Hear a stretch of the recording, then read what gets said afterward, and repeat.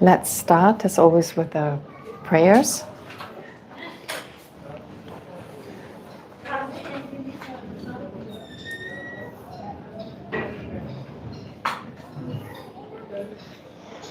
Okay. Until I reach enlightenment, I take refuge in the Buddha, the Dharma, and the Supreme Assembly. By accumulating merit and wisdom through generosity and the other perfections, may I attain Buddhahood for the benefit of all sentient beings. Until I reach enlightenment, I take refuge in the Buddha, the Dharma, and the Supreme Assembly. By accumulating merit and wisdom through generosity and the other perfections, may I attain Buddhahood for the benefit of all sentient beings. May all sentient beings have happiness and the causes of happiness. May all sentient beings be free from suffering and the causes of suffering. May all sentient beings never be separated from the happiness that is free from suffering.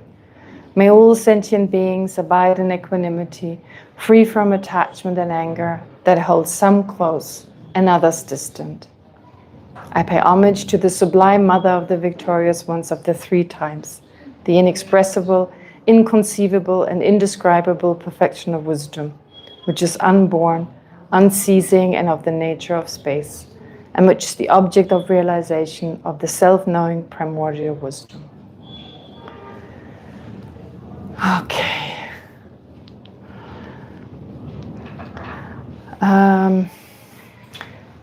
Very interesting discussion that went on in the discussion group. Pardon? Oh. Am I missing anything? Oh, okay. Interesting discussion. Yeah, so in the discussion group, I made some notes just to be able to, well, in some cases condense it a little bit, summarize it a little bit, and in some cases to explain a little more. There's the first thing comes from Band. Well, remember we had this discussion why this arising, well, entering into the meditative equipoise and arising from it again is seen as a quality of wisdom in the continuum of a bodhisattva once they attain the seventh ground. What is so special about that? Of course, the mind is very pliant, you save some time, but more specifically, he says, well, one can enter and meditate into this equipoise with the intention, well, first of all, he wonders if there's some kind of motivational project, no, that's not the right word. There's something in Tibetan, it kind of sounds like, or it can be translated as a motivational propelling of the mind, or a motivational projection of the mind. No, projection is also wrong. It kind of means you set your mind onto something in order for that to happen. To give you a simple example, you set your mind on getting up, waking up tomorrow morning at 4. Ordinarily, you wouldn't wake up at 4, but you set your mind on doing that. And what happens is you do wake up at 4, right? You may also wake up at 2, 3, and but the point is, please. The point is we can set our mind onto doing certain things, and oftentimes it then happens in that way. Now, here he wonders about a bodhisattva on the seventh ground, or even before that, wouldn't they be able to set their mind on saying, okay, I'm going to enter into this direct realization of emptiness, and I'll rise from it a moment later. Well, setting your mind on it and being able to do so actually are two different things. Now, I suppose once you're on the seventh ground, please, yeah. Once you're on the seventh ground, I suppose once you're on the seventh ground, you can do that. You can enter, I mean, you don't have to stay in that meditative equipoise just for a short moment. You may choose to stay in that equipoise for longer, but you can set your mind on arising very quickly versus remaining in that equipoise for longer. So in short, the point is from the seventh ground onward, you can do that. Previously, you're not able to do so.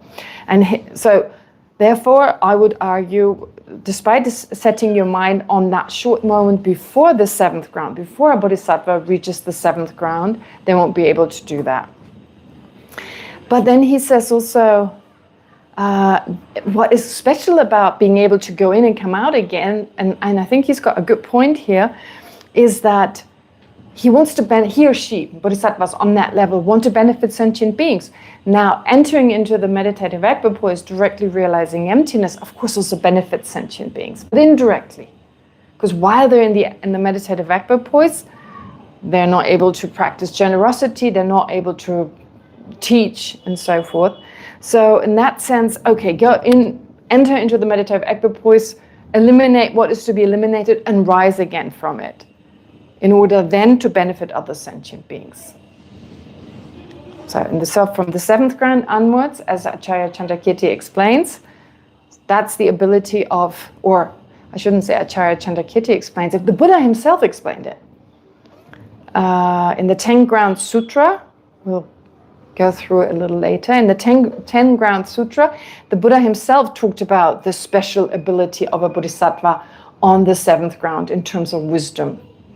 And then according to Rendawa, Acharya or Jetsun Rendawa, the main teacher of Lama Tsongkhapa, and Lama Tsongkhapa himself, they interpret the meaning of this special wisdom to be the ability to enter and arise within a very short moment from that meditative equipoise. And so how would that benefit? So that shows you must be able to eliminate certain innate afflictions when entering into that meditative equipoise without remaining in that state for long, because that's the main reason you engage, the main reason you enter into such a meditative equipoise. On the path of seeing, on the path of meditation, why do you realize empty? Why do you enter this kind of absorption? Because you want to eliminate the afflictions. Therefore, as Bernd says, I believe correctly, doing it quickly means they can go back to benefiting sentient beings directly, right away, right? And that's a really good point. I think he makes a very good point here. But then he goes into some debate or like some kind of discussion about the karmic scope he talked about before. So remember, we spoke about, okay, if taking a life is non-virtuous, intentionally taking a life is non-virtuous, intentionally giving a life, trying to provide that living being with a reasonable upcoming and so forth, wouldn't that be virtuous? Okay, so he says, well, it's problematic because the scope is different. But I misunderstood what he meant with the scope. And he clarified, well, taking a life, you can do that in a few seconds. But giving a life, well, at least 3 people are involved. Mother, father, child, I suppose he means with 3. And it's a longer process, giving birth. Also true, isn't it? So therefore you may change, I suppose he means you may change your mind in the meantime. I don't know, kind of thinking, oh, I shouldn't have done that or whatever, especially maybe if you have morning sickness and so forth.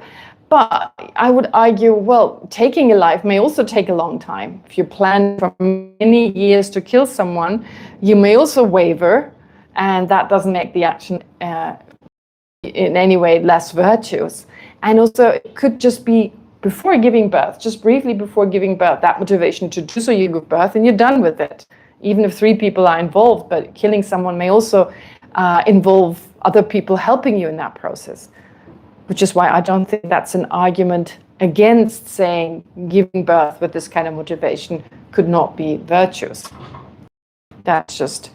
and then he talks about the kindness of the mother, brings that in. But that's just from the point of view of us thinking of our mother, of being so kind. It doesn't necessarily argue for the fact that someone giving birth is necessary, could be virtuous, or someone giving life. Anyway, I don't know. I didn't really understand his argument. But then Andre comes in, and he explores, he talks about emptiness versus personal agency. That was a really good discussion. And although we haven't come to this point yet, Lama Tsongkhapa is basically preparing our mind with lots of other topics in order then to deal with this, but I don't think there's any harm to discuss it anyway, because it's so important. It's really the crux of emptiness. So what he says is, if no inherently existent self can be found in the body, mind, or elsewhere, who then makes decisions? If it's just labeled, he says, if the I is merely labeled, how can you say it's making decisions? I mean, I can feel my mind going, yeah, it's merely labeled. It doesn't seem enough. First of all, because it feels there's something much more substantial, there's something much more concrete, myself, that is constantly making decisions, is constantly narrating whatever happens to me and so forth. It doesn't feel as if it was just my mind doing so. Therefore, based on his argument, yeah, it kind of feels like, okay, if it's just labeled, that's not enough. Really, it's your mind making decisions. It's your mind that is angry. It's your mind that accumulates karma, mainly. So here, yeah, as I said, it's the idea that there is a person, that the person is, he argues, if the person is the mind, that doesn't make sense, because we talk about my mind. So identifying the person with the mind, and of course I agree, absolutely, from a Prasangika school point of view, of course, the mind could not be the person. Some of the lower schools would say, yes, the mental consciousness is identified as an example of the person, but not Acharya Chandrakirti, and therefore not the Prasangika school. And so he therefore argues against that idea, and of course he's right. So what about this agency? If there's no agent to accumulate anything, then how about karma and moral responsibility? Yeah, so it's the usual kind of tension, if you like, or the usual kind of difficulty to posit a non-inherently existent I, but then on the other hand, all the conventional concepts about the self. All right. But Neil then gave a great answer. I thought he gave a really good answer. Well, he says the person is merely labeled on the 5 aggregates in a certain situation, of course, as we've heard many times. So choices and actions arise dependently on the mind, for instance, having a stronger desire for tea versus coffee. And so in that sense, you have someone making a choice, but you label the I on the basis of the mind in that situation. And he feels that's enough. I like his example. He says to illustrate this, although a car is only labeled upon its parts, there is no independent kind of essence of a car, it can nevertheless function and travel from New York City to Boston, right? There is we say the car travels from one place to another, though it's merely labeled, that sense of agency. And I've stressed it many times, it's a little unusual to talk about agency when it comes to cars and tables and so forth. But here from the point of view of performing a function, of course. So traveling from one place to another. Okay. And so he brings it to he connects it with the function of karma. So it's therefore conventionally through the interconnected causes, such as intention, the body, consciousness, karmic imprints, although there's no inherently existent person, conventionally we can say, dependent on all these factors, there is a volitional action, dependent on the mind, of course, and imprints, etc. And we label the person upon that, and so karma is accumulated. Makes sense, doesn't it? But it's quite hard to keep that, to kind of uphold that when you start reflecting on emptiness and our natural sense, there must be more. There must be more. It feels so strongly that there's this I. If the I is merely labeled, how can I even exist? And our practice should reflect that kind of difficulty, because of course we are pulled towards the way we look at the self ordinarily, and now we're facing that in our practice. And there's a beautiful book that His Holiness once taught many years ago. It's kind of a dialogue between our wisdom. We have some wisdom, of course, or some understanding of emptiness from what we've learned, from what we've read, and so forth. So that kind of wisdom debating with our misconception of reality. And it's a beautiful text. I think it has been translated into English. Yes. It has been, right? Do you know what it's called in English? I think it's wisdom and ignorance debating or something. Something like, yeah. I seem to also remember it's like almost like a literal translation from the Tibetan, as in like this debate between the two. But there shows beautifully how in our mind there's also this struggle. On one hand, okay, I kind of intellectually, to some degree, it makes sense. On the other hand, all my experiences, all my memories from the time, at least what I remember from childhood onwards until now, seems to support the opposite. Okay. Yeah, so anyway, I thought that was a great comment by Neil. And then the whole discussion, and I don't need to go into much detail, but again, what is like responsibility and free will? Are things predetermined? It goes right into that. Such a popular debate. But predetermination, it's a difficult one. But it's usually used in the context of, for instance, let's say we meet the Buddha. And the Buddha tells us, you're going to be enlightened, I don't know, whenever, like in my case, countless eons from now on, whenever. But let's say, well, there is actually a time when a bodhisattva is highly advanced, that there'll be a prophecy by the Buddha when this bodhisattva will be enlightened. So that seems predetermined. However, predetermined means someone fixed it, right? Someone determined it. It's not about someone fixing it, someone determining it. It's about knowing which causes and conditions are going to arise for that person to become enlightened at that point. That's it, just knowing that. But of course, another difficulty is about free will. Is there free will? And beautiful responses. I don't need to go into details on them, but it just depends how you define free. Free, what does free mean? Totally independent? Well, as we know, because of interdependence, because of dependent arising, there is nothing that can exist independently. So free, not in the absolute sense. This word absolute is so important because conventionally, do we talk about independence?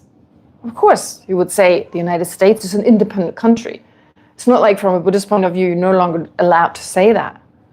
So it's relative. It's in relation to certain political decisions, economic decisions that the United States can make, or the president, or well, whoever is part of the government can make. Therefore, we label independent country. Is it an absolute independent country? No, of course not. You know, I don't know, the nuclear bomb goes off in Mexico, the United States is going to be affected. They don't exist independently.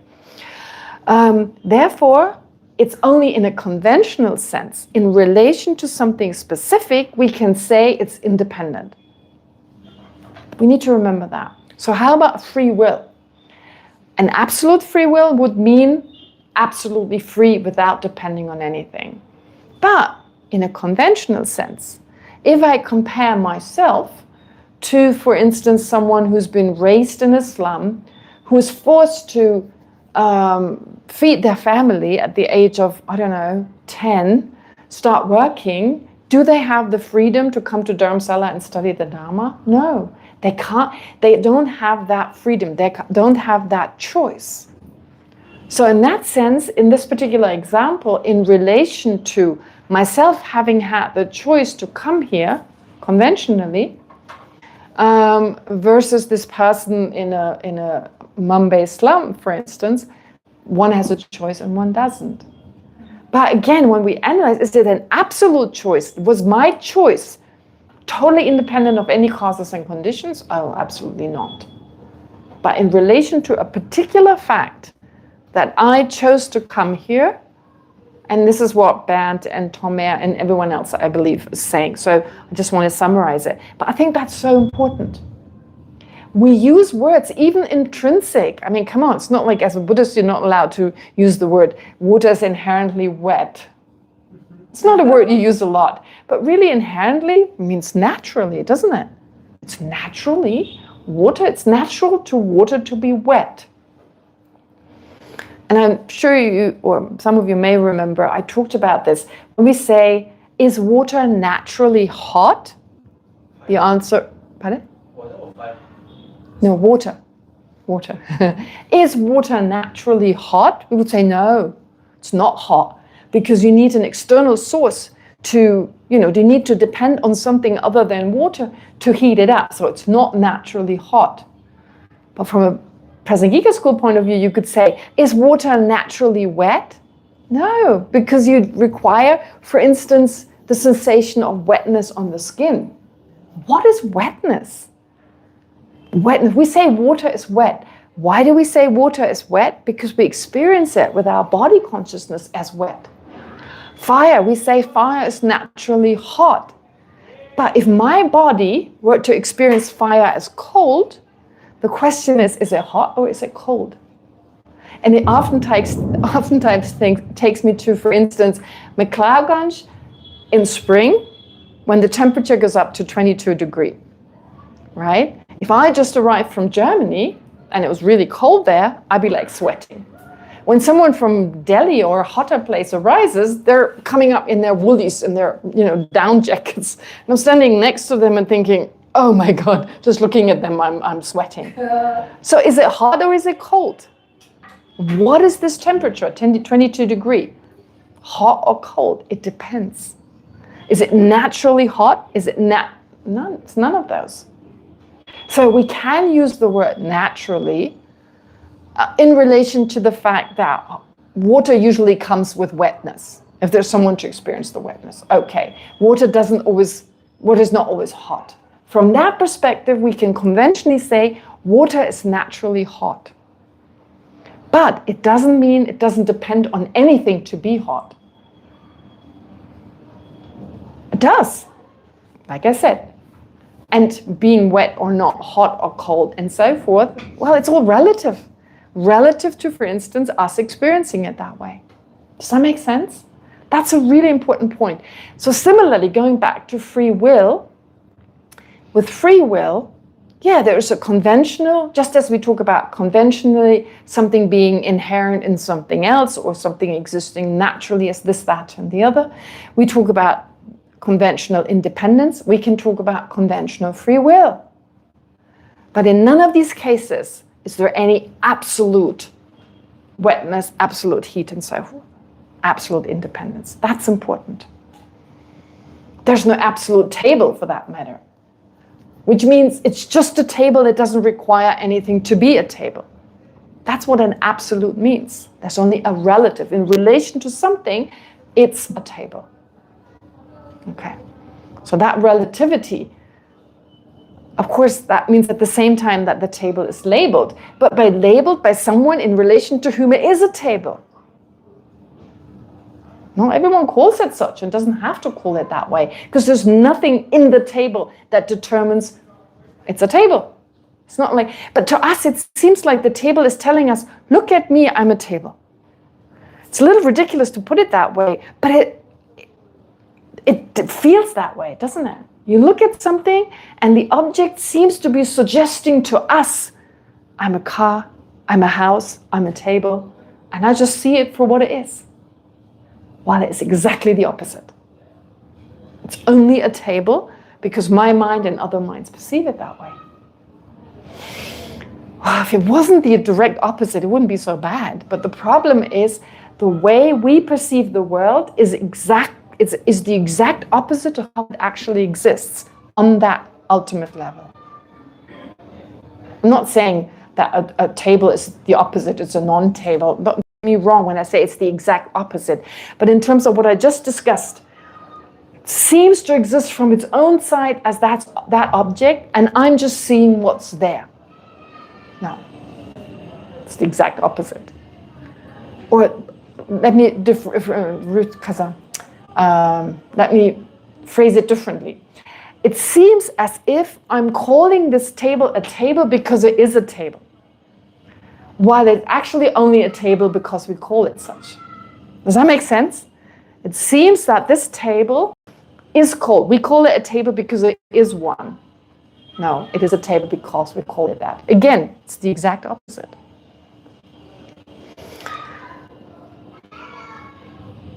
But that seems like, so what? No, but it feels so strongly, especially when it comes to the I. My sense of identity. That's why I don't like the word identity view as much. Tomer once suggested, and he had a point there. First, I like the word. And then Tomer said he really liked the older term, like the view of the transitory collection, because it really makes you think. Identity view is so easy to understand, you may just think you understood it. He's right, actually. It's good to have that absurd term because it's a concept we haven't understood yet. But secondly, also, identity view, I have a problem with that because when I think of the I, it's not just I. There's my whole identity, who I believe is the I. I'm a daughter. I'm a nun. I'm a sister. I'm a woman. I'm German. There's this whole package that goes along with who I am. And it feels something very concrete and kind of unchanging emotionally. But actually it's just labeled. In relation to my sister, I'm a sister. I label myself sister. That's it.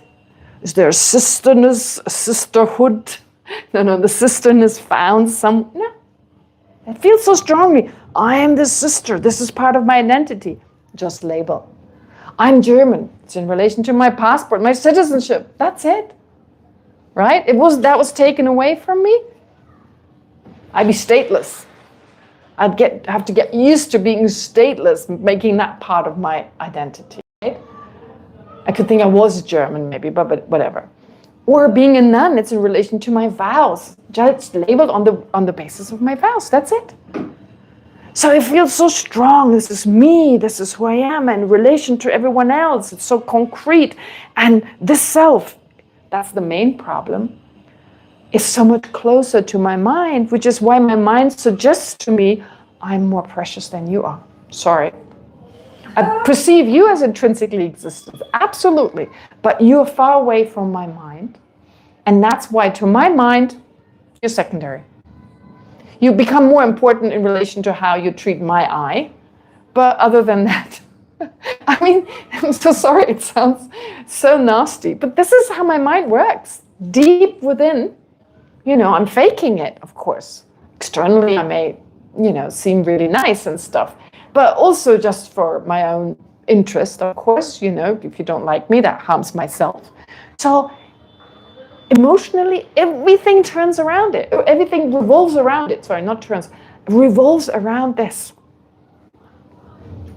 And that's why I suffer. That's why I can never be fully peaceful. There's always an impending danger to my I. Not being successful, not being liked, not having the wealth I need, not having the comfort. So we can never fully relax. Just be. Impossible. Right? That's why we suffer. That's why it says that our existence is in the nature of suffering. There's never a moment when everything is just right. Maybe there's a split second that feels kind of much better than a usual situation, but then it doesn't last. But even that very subtle moment of like, everything is fine, cannot be compared to what it really feels like when that self-centeredness is gone, when that self-grasping is gone. Right? And again, to use temperature, I've said that many times before, what we call happiness is like someone coming to Dharamsala from the Antarctica, having just experienced, or from some places, a Russian nun once told me where she lives, it's minus 40 degrees. So coming from that place, minus 40 degrees, coming to McClatganj in the winter, and it's 0.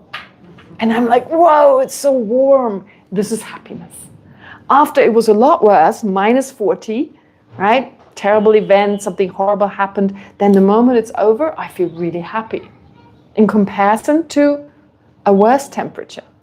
But the real comfort temperature would be up in the 20s. That's what an arhat experiences.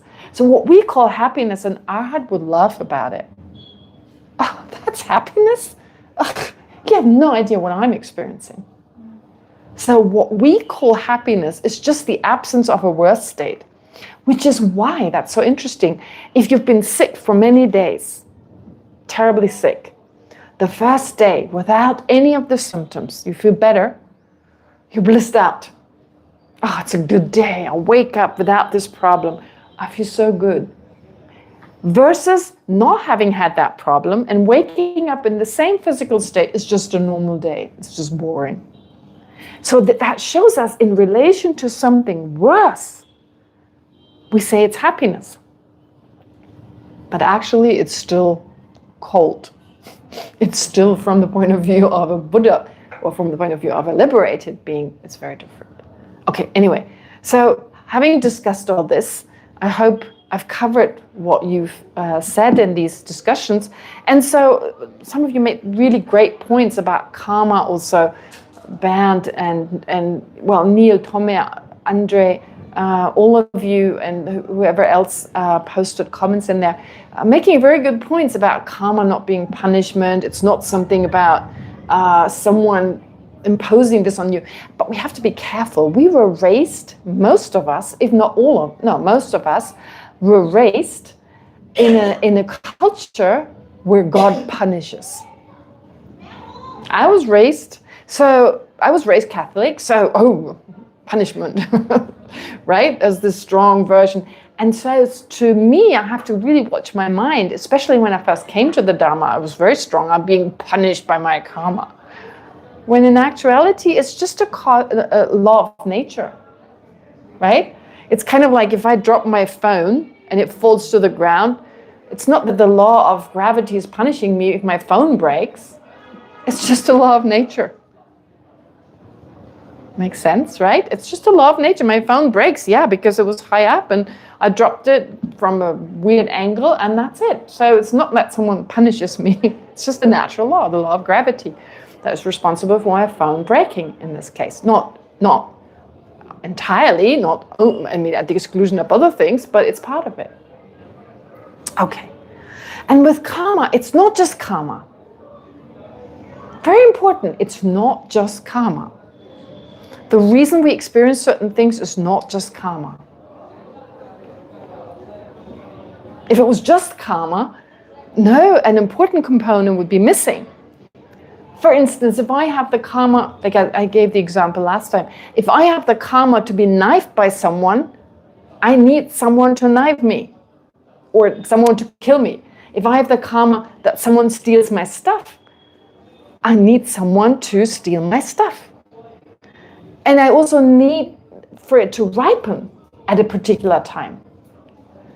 Which is why some of the questions that seem really, really difficult to answer are not that difficult to answer. Why do certain things happen to some people and not to other people? Well, we've basically accumulated the same karma. It's not like, oh, I'm a little bit better because this didn't happen to me, but it happens to someone else. No. We've existed as ordinary beings. We've existed since beginningless time. I'm not talking about a highly advanced arhat, bodhisattva, and so forth. No, I'm talking about us ordinary beings. We've basically, there's no action we've not accumulated. We've killed, we've stolen, we've been part of genocides. I think we can pretty much say, yes, we've equally experienced accumulated similar kind of negative karma. But the circumstances are also important for that to ripen. If now you're born in a particular country that is affected by a particular situation, you're more likely to experience that versus someone who's born at the other side of the world, having experienced that karma, but it cannot ripen because in this life you were not born in that country. Right? So I remember when I first became a nun, one of the most scary questions that someone could ask me, being German, was about the Holocaust. Is that karma? Oh, I dreaded that. But then when I learned about karma a little bit better, that is just a law of cause and effect. And what's his name? Abhishek? He made such a great point. He said it really nicely. Where is he? Yeah, Abhishek. Abhishek says, we feel like karma is this overarching, this kind of independent entity, some kind of substantial thing that governs our life, when in actuality it consists of just different moments of action and reaction, of experiences that arise from different certain actions, and they come and go because actions come and go. And even karma itself, of course, depends on other causes and conditions. It's part of the law of cause and effect, or it's also integrated in the law of cause and effect in general. The law of karma is just one law of cause and effect, but it itself is also arising from certain causes and conditions, gives rise to effects, etc. So it's part of the huge network of impermanent phenomena. So having said this, so it's important therefore to understand that this is what karma means. And someone dying in the Holocaust is not that they have worse karma. We have accumulated so much endless karma, and if the causes and conditions, other causes and conditions for the ripening of that karma are there, it may ripen or it may not. And it could happen to all of us. So that's basically the point. So it's not discriminating between people or distinguishing in that way. All right. Okay, that's enough of it. Going back to, well, the debates, we've finished basically. We've gone through the debates. There'll be more debates, of course. But I believe we got to page 146, right? Didn't we finish? What criterion of excellence is being employed and why it's restricted to specific cited in illuminating.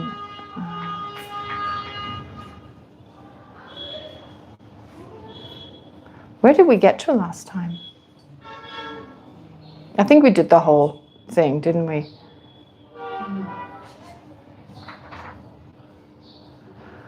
Or maybe one part we haven't discussed. Okay, so that last bit, 146, right? And there's this last bit when it says that bodhisattvas on the seventh ground surpass hearers and solitary realizers from the point of view of wisdom. And we had this whole discussion, why not before that? Why not on the sixth ground, etc.? Well, another question that may arise is, what does it actually mean to surpass someone in terms of intelligence or wisdom? What does that actually mean? What criterion of excellence is being employed, and why is it restricted to the specific capacity cited in illuminating the intent? So that's kind of summarizing the whole debate about what Lama Tsongkhapa said. Okay, now enough of this. Let's move on. Then on page 146, the last two passages, which is again illuminating the intent. Lama Tsongkhapa says, you might be wondering, why are we discussing how on the seventh ground, Shravakas and Pratyeka Buddhas, that is hearers and solitary realizers, are outshone through intelligence, when the context here is the description of the qualities of the first ground? Why are we jumping? We're on the first ground. Why are we jumping to the seventh? Let's go step by step and not jump. Well, the reply is, Lama Tsongkhapa's reply is, the fault of conflating context does not apply. The presentations in this text on the first ground and so on are based on the 10 Ground Sutra. And that sutra clarifies that one abiding, so a bodhisattva on the first ground outshines Shravakas and Pratyeka Buddhas through their conventional awakening mind, and not through his ultimate awakening mind. That's what the 10 Ground Sutras specifies.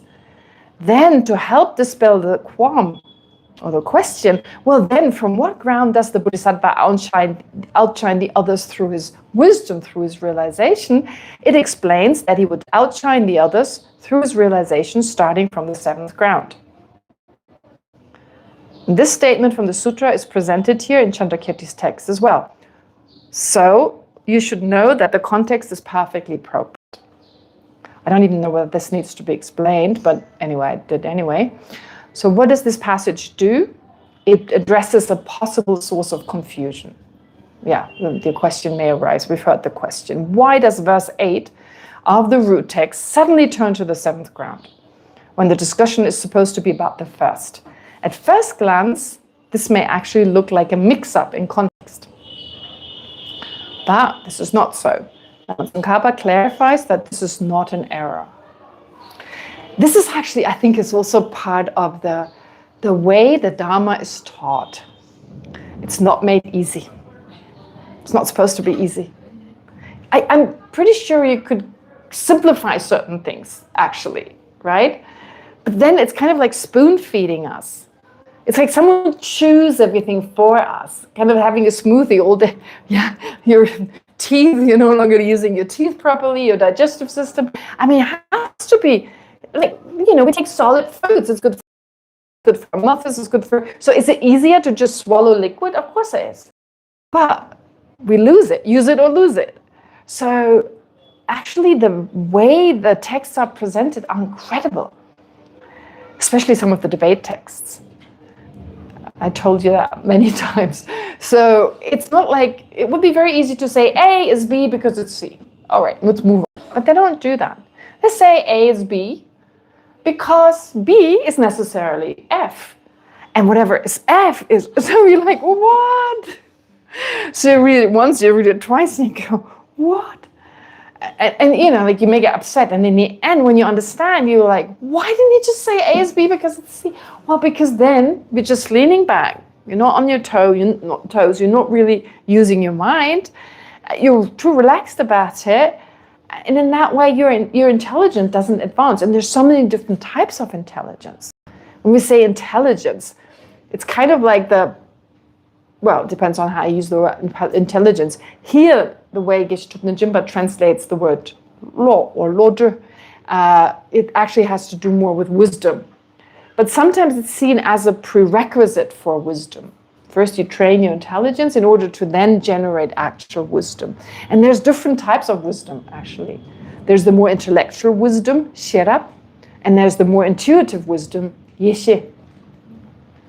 Anyway, without going into details on that, the point is here that there's so many different ways we can train this intellectual side, this rational, this cognitive side of our mind through being able to remember, hold a thought. You know, like when you read A is B because it's, and then you hear F and D and C, and you totally forget what was the original statement. You get lost in the arguments. So to learn how to hold that idea, hold that in your mind without you losing the thread, in other words, and being able to follow the argument to the end, that has to do with the ability to memorize, or to not memorize, but to remember, to recall. That's part of our intelligence. Then there's the ability to control your emotions. It's also part of that. Right? Control your emotions to calm the mind and be able to remember better. The ability to think logically, which you can totally train. So it's something that we can learn.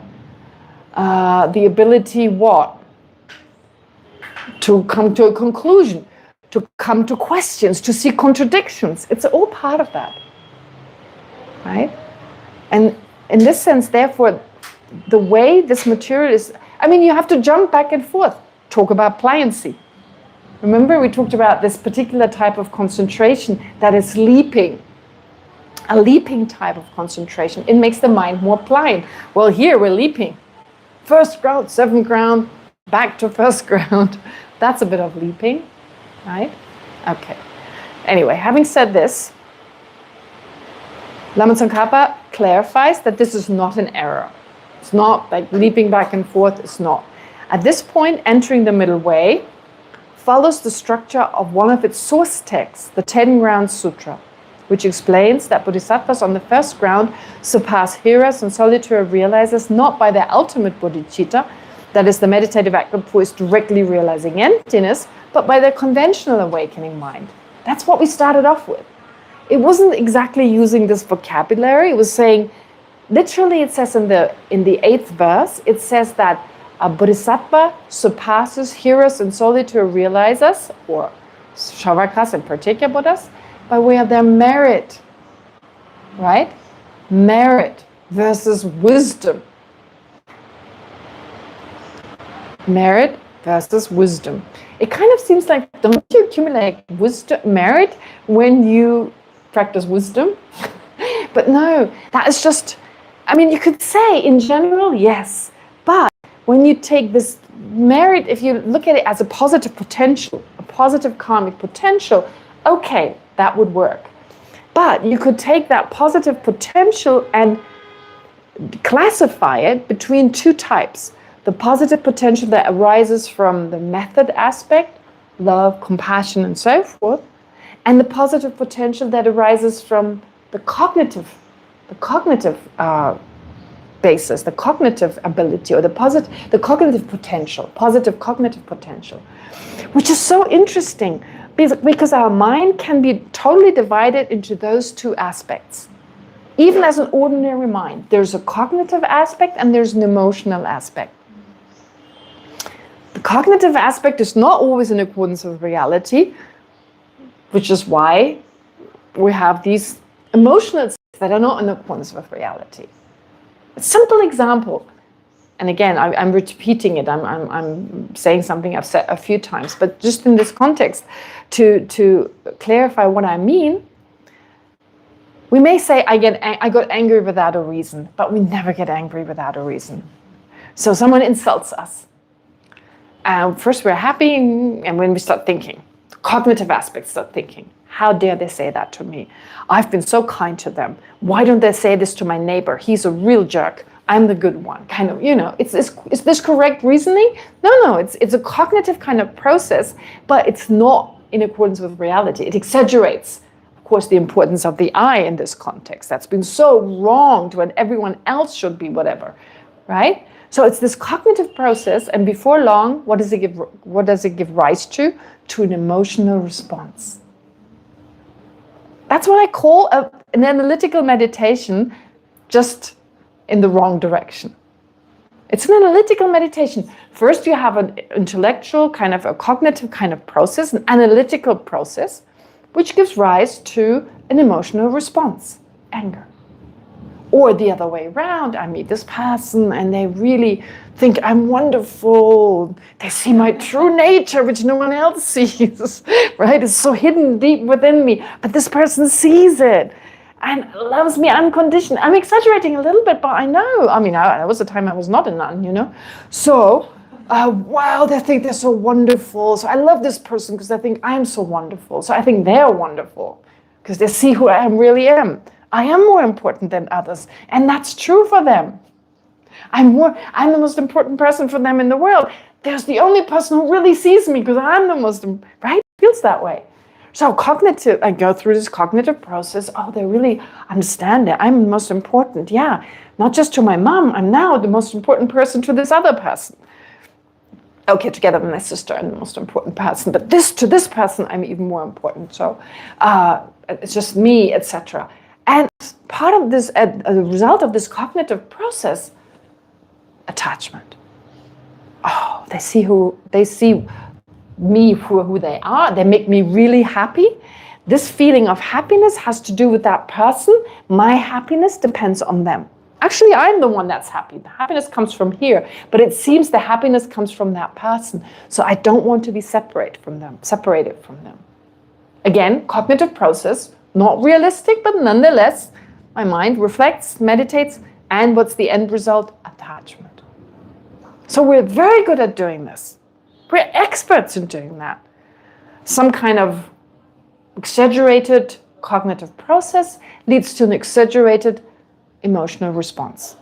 That's why the Buddha was ingenious when he told us, okay, you're very good at that. Now take analytical meditation, but this time, be sure you don't exaggerate. Here are the facts, Four Noble Truths, etc. So reflect on that, and again, trigger an emotional response, because that emotional response is going to undo the actions that are the results from our unrealistic emotional responses, which are our afflictions, our emotional frictions. They will undo these behavioral patterns. Right? So here, even without talking about emptiness, the end solution must be emptiness, because we can apply antidotes such as patience and generosity for a certain amount of time, and we can increase, of course, the strength of these positive emotions. But first of all, once they degenerate, our afflictions will come back. And secondly, every affliction, when it comes to these temporary antidotes, need a specific antidote. Patience is not an antidote to attachment. Patience is an antidote to anger. Detachment is not an antidote to anger, it's an antidote to attachment. Generosity is an antidote to greed and not to anger. So in that way, we of course have to apply the antidotes for the time being, because otherwise we never get to the wisdom part. We won't. We will never be able to apply this or even generate the kind of wisdom we need. So we need to first make a path within our mind that leads us to this wisdom, and that is through reducing these afflictions. Using that process that we're so good at. Cognitive process, emotional response. But this time in accordance with reality. It's as simple as that. It's as simple as that. That our afflictions are the result of exaggerated, extreme cognitive processes, which needs to lead to extreme emotional responses. Anger is extreme, attachment is extreme. They all exaggerate what's there. Okay. All right. So having said this, going back to what we've been discussing here, how did I get there? I kind of lost it. How did I get to that meditation? Anyone? Why we talk about the sevens? We talked about what? Why on the first one we talk about the sevens, and from there. Oh, we jumped. How you got there? That's right. Oh, yes, yes. Why we need a certain intelligence, etc. Yes, that's exactly right. So I talked about how we train our mind as part of developing a certain intelligence, a certain wisdom that we can then apply for these realistic cognitive responses. Yes, exactly. Not responses, but realistic cognitive processes in our analytical meditation. Okay, but going back to what Lama Tsongkhapa says here, he's saying that initially in the 10 ground sutra, the 10 ground sutra explains that bodhisattvas on the first ground surpass hero and solitude realizes not by their ultimate bodhicitta merit. Okay, I talked about merit. Yes, exactly. So that positive potential. Now, here, actually, when it says in the 8th verse that heroes and solitude realizers are surpassed by bodhisattvas by way of their merit, it actually means the conventional bodhicitta, which naturally leads to the question, at what stage do they just surpass them through ultimate bodhicitta? Can you see conventional bodhicitta, ultimate bodhicitta? What is this talking about? It's talking about bodhicitta and emptiness, right? Ultimate bodhicitta, of course, doesn't mean emptiness, but it means the mind that directly realizes emptiness. So these are the most important minds that we need in order to become enlightened. We need conventional bodhicitta, the aspiration to become enlightened, and we need that which mainly makes that possible, the direct realization of emptiness. Why is it that which directly makes it possible? Because enlightenment is not about gaining something. It's about removing what is not in the nature of our mind. Right? Enlightenment, we talk like attaining, gaining, etc., which is fine. Conventionally, we use that kind of vocabulary because it helps us to understand. But actually, and this is something Aidan said very beautifully, when we think about Buddha nature means we already have everything to become a Buddha. In some traditions, it is actually emphasized in such a way we are already Buddhas, to allow for us to really recognize that capacity we have already. We have everything to become a Buddha. And to cite one of my teachers, Geshe Thupten Besang, he says, when we say Buddha nature, it's kind of like saying on the menu in a restaurant, tukpa. They don't have tukpa. Hopefully not, because you wouldn't want to eat there. You don't want to eat a ready-made tukpa, like what, boiling since morning? No, they haven't prepared the tukpa yet. Are they lying? No, they have everything there to prepare this tukpa. That's what it means. So when we say Buddha nature, It's not literally saying we're all like Buddha Shakyamuni, but it's saying we have everything already to become a Buddha. All we need to do is remove what's in the way to Buddhahood. So Buddhahood is all about removing what's not supposed to be there, what's not in the nature of our mind, and what, even more importantly, causes us to suffer. So first, to become a Buddha, we need the wish to do so. Conventional bodhicitta. Conventional bodhicitta, which of course is not just the wish to become a Buddha, but is driven by great compassion. Because if we want to become a Buddha for our own benefit, we're called solitary realizers. Because according to, for instance, Lama Tsongkhapa, who states that solitary realizers have the motivation to become a Buddha for their own benefit. And they end up being self-liberated, because any kind of final goal that you strive for your own benefit is liberation. So a solitary realizer attains liberation, but not Buddhahood. Buddhahood can only be achieved if it's for the benefit of all sentient beings. If you do it only for one person, the merit is not enough. If you even just do it for your mom and yourself, won't become enlightened. Has to be for all sentient beings. As you've heard, -1 is too little. All sentient beings -1. Remember, you've asked before, how can you lose bodhicitta when you've generated bodhicitta, when you've attained bodhicitta? Well, simply by thinking, oh, I'll become enlightened for the benefit of all sentient beings, except for this jerk. That's it, bodhicitta gone. It's all sentient beings -1. So you need the support of all sentient beings. You need the existence of all sentient beings, which is why it's often stressed. Sentient beings are so kind. Simply because they exist, they take you to Buddhahood. Anyway, having said this, therefore, you need uncontrived bodhicitta, the wish to become enlightened for the benefit of all sentient beings. That is the first step. Takes you in the right direction.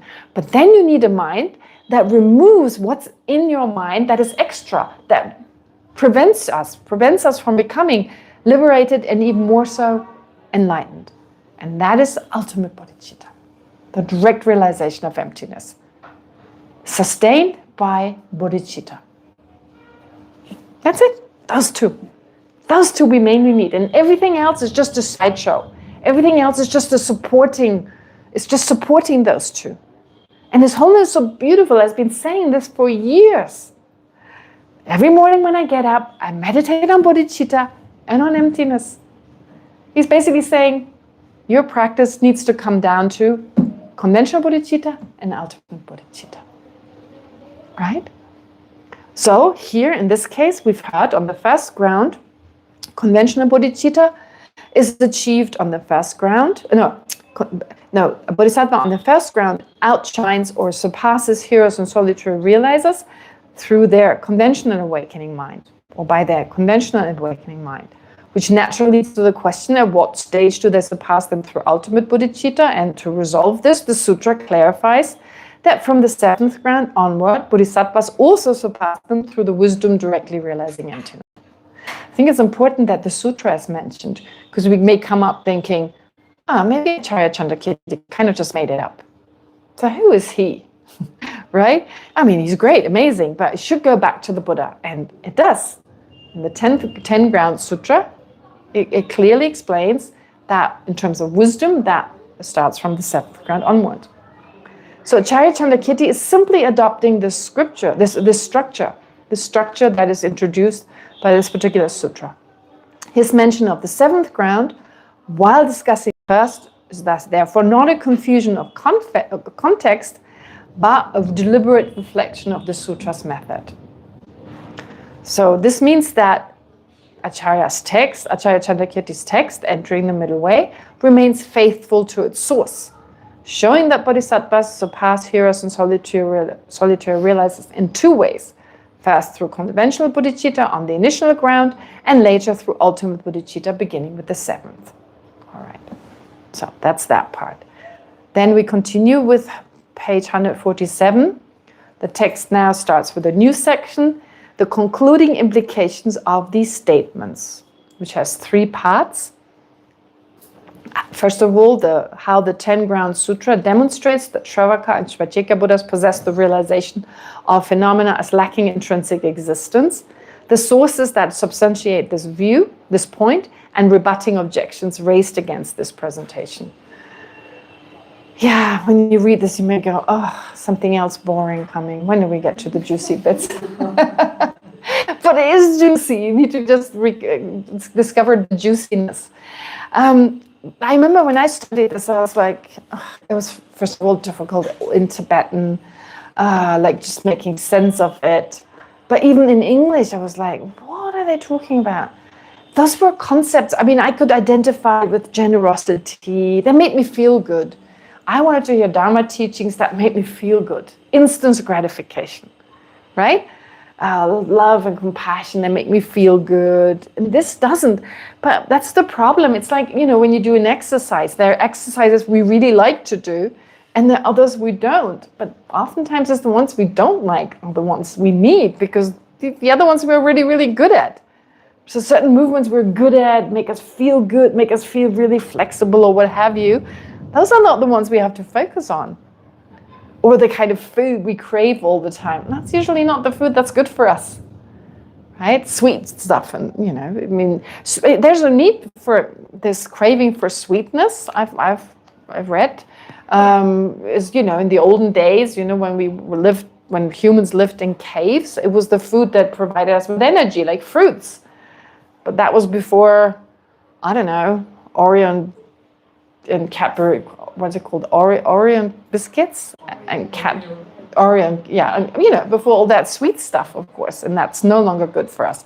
So the point is, therefore, yes, we may crave certain things, and it's good for us, but sometimes it's just too much of that, and we lose sight of everything else. So just love, compassion without the wisdom part, well, it may turn into kind of a form of compassion that is not based on wisdom and therefore extreme.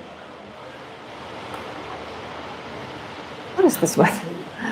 Okay, anyway. Now let's continue. So how the 10 Ground Sutra demonstrates that Shravakas and Pratyeka Buddhas possess the realization of phenomena as lacking intrinsic existence. This is twofold, explaining clearly the intent of the commentary author and how this is also the standpoint of Guide to the Bodhisattva Way. Sometimes I wonder about the translation. I mean, I'm thinking it's an amazing translation. To be honest, wasn't there a different way of saying, explaining clearly the intent of the commentary author? The author of the commentary. What's wrong with using, that's just me. But in some places, maybe it's a little bit too literal. And there also, I found one or two things that I personally feel they could be translated differently, but they'll come up. Which is, again, it's not a criticism of the translation in general, because it's amazing. But yeah, there's always room for discussion, I guess. Okay. In very rare occasions, actually. Explaining clearly the intent of the commentary author. On the basis of this citation from the 10 Ground Sutra, where it states that on the 6th ground and below, the Bodhisattva cannot outshine Shravakas and Pratyeka Buddhas through his realization, it can be clearly determined that Shravakas and Pratyeka Buddhas also possess the knowledge that phenomena lack intrinsic existence. Now, this is really important. In other words, what is he saying here? What is Lama Tsongkhapa saying here? He's saying that the 10 Ground Sutra teaches us that in order to become liberated, you need to realize emptiness, which no other tenet schools accept. There's a reason for why they don't accept it. It's just so hard to grasp, basically. So it makes sense we go through this gradual process of guiding us in that direction. But it's important to understand that even the Buddha himself, as implied in this sutra, has taught that emptiness must be realized, must be understood. Now, this topic now, which will, in a few pages down, it will become clearer, is described as the 3 reasonings. Very important topic that we debated in great detail. So there's certain passages of this text that are dealt with more in the debate than others. Well, it obviously makes sense. There's sometimes more debates and sometimes less debate. So we debated great compassion a lot. We've already covered that in the first term. Then in the second term, there were kind of minor debates on the grounds. What does it mean to be uncontaminated, for instance? We debated those. I didn't really mention them here. But basically, yes, so those were more minor ones. Then we have just recently, last time, we discussed all the debates in terms of what does it mean to outshine a bodhisattva, a hero, sorry, not a bodhisattva, but a hero, solitary realizers. I introduced some of the debates, but here are really important debates, and it gets a little bit difficult. We talk a little bit about the kind of reasoning that the Buddhist texts introduce. What kind of reasonings are there? But I'll go through it slowly, and I believe if you have any interest in debate, learning to debate, this would be helpful. And it may feel so overwhelming. To me, when I first learned this, I thought I was never going to understand this. I was just not going to learn it. And again, I said it so many times, if I can learn it, anyone can. It's just a matter of access and continuing on with it. So if you were to do this long enough, you could all learn it. That's why His Holiness also introduced it in the Tibetan schools. In TCV school, they debate. They debate chemistry, they debate biology. And as part of my education at the IBD, our class, so every class takes turns, and you have to go and teach the TCV schools debate. I had this class of like 40 kids who didn't get graded. So they were not interested. I bribed them with sweets. I was so desperate. I talked to one group, they were paying attention, but then 40 kids in the corner, they were doing their own thing. And I was not going to beat them. I was told, you can just every now and then, but no, I wasn't going to do that. So a monk came in and you just with this long mala at every time and just went like that, and then became really quiet. But I bribed them with sweets. Got like a huge bag of sweets, and if they debated, well, they got a sweet. Anyway, that was a challenging time. But as we can see now, I mean, I didn't do a good job, but other teachers came later, or other people came and taught them, and now they debate really well. When I taught them, they didn't. At least they didn't pay much attention. Okay, so anyway, so over the years, and now you can hear sometimes when His Holiness teaches that, well, now they're of course no longer the TCV teachings, at least not for the time being. His Holiness hasn't been doing them. But in the past, during the TCV teachings, the students would get up and debate. But what did they debate? They didn't debate philosophy. They debated chemistry and biology, right? So they learned to use this technique, not for the Dharma, but for other subjects. Okay. All right, so let's continue. The following discussion now draws out the implications of the passage from the 10 Ground Sutra, which is cited in the preceding outline, namely that practitioners who aspire to self-liberation must realize emptiness in order to attain their goal, even though the sutra does not state this explicitly.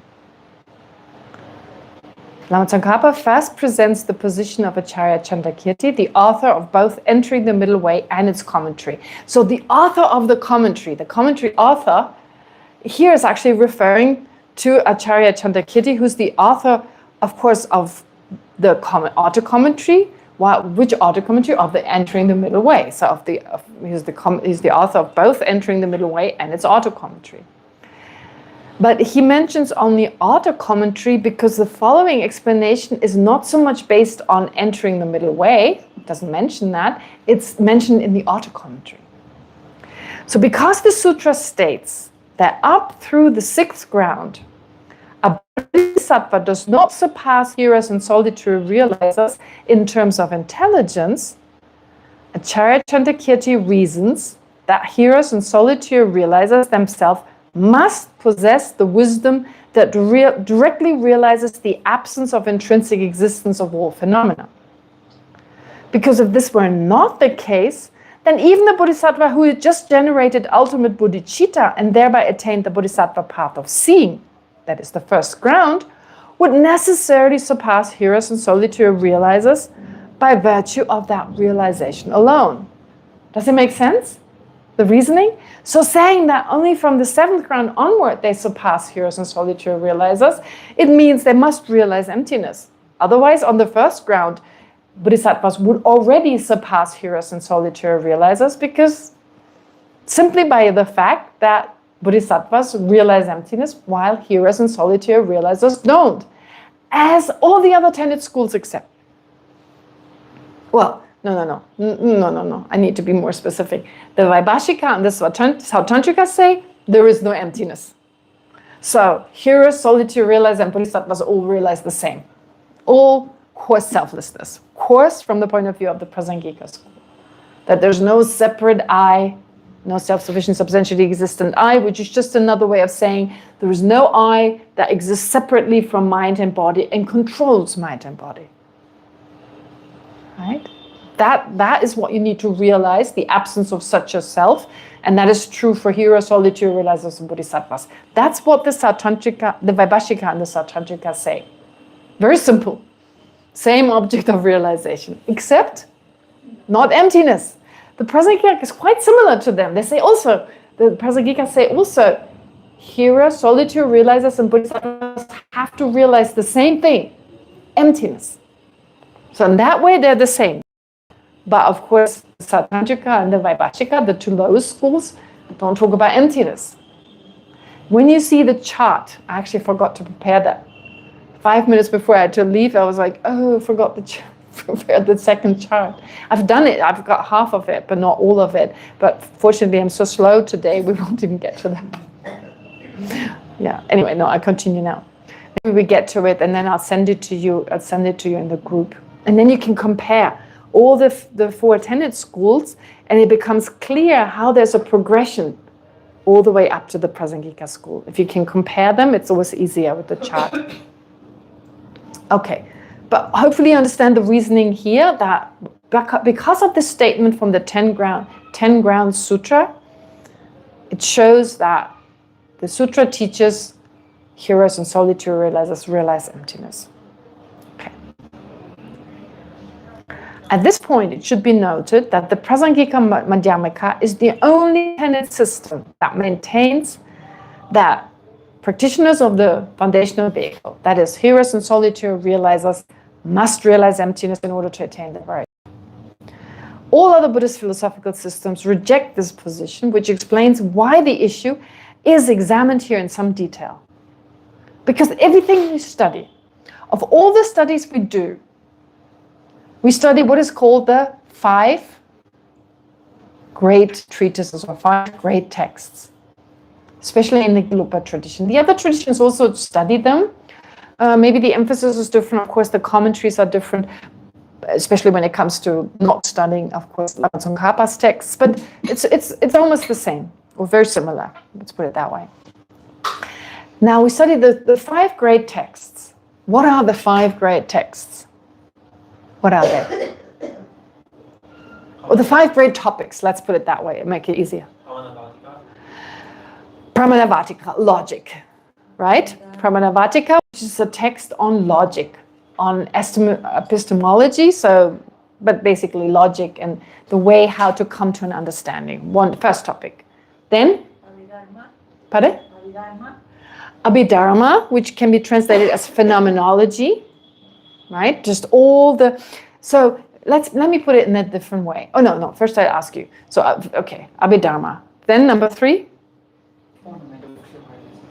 Ornament for clear realizations, which is, yes, the method aspect of the path to enlightenment. Good. Or the path to enlightenment itself. Yeah. Then? Madhyamaka, what we study here. And one more topic? Vinaya. Great. All right. So, to quote someone called Jamyang Shepa, a great Amdo master, Tibetan master, Jamyang Shepa, he said those 5 topics is actually a study of the Perfectional Wisdom Sutras. In that, the first topic we study is the implicit meaning of the Perfectional Wisdom Sutras, right? Implicit meaning, which, for instance, when you study the Heart Sutra, it doesn't just teach emptiness, there's a certain part that teaches the path of accumulation, the path of preparation. There's another part that teaches the path of seeing. There's a third part that teaches the path of meditation, which is all beautifully summarized in the mantra. So the first part that is extensively described is for those who don't understand the actual meaning of the mantra, right? Who need that explanation. And then there are those, by just hearing Gate, Gate, Paragate, Parasamgate, Buddhyosoha. Gate, the first Gate means path of accumulation. The second Gate, path of preparation. Paragate, path of seeing. Parasamgate, path of meditation. Buddhyosoha, path of normal learning, Buddhahood. Right? That's implicit in the Perfection of Wisdom Sutra. Emptiness is the explicit object. And we study the implicit meaning of the Perfection of Wisdom Sutras, not just the Heart Sutra, of all the Perfection of Wisdom Sutras, at least those that were translated into Tibetan. We study those, and even the ones we have, they were not translated into Tibetan. Indirectly, you study them as well, of course, because it's just a matter of length, if you like. So, therefore, we study those the first 7 years. Okay. Then the explicit meaning we study during the next 3 years.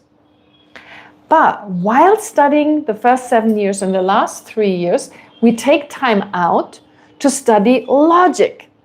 The logic that helps us to understand the Perfection of Wisdom Sutras. And once we're done with that, we study the phenomenology, the different categories and divisions and so forth described in the Perfection of Wisdom Sutras. Finished by the study of Vinaya, which are the rules and regulations we should keep in order to generate moral, the right kind of ethical conduct that helps us again to better understand the Perfection of Wisdom Sutra. So in the end, we study the Perfection of Wisdom Sutras in 5 different ways. But of all these 5 topics, we only study the Prasangika view when we study Madhyamika. It's always different views. When we study the implicit meaning, the first 7 years is the Svatantrika view. Svatantrika, Yogacarya Svatantrika.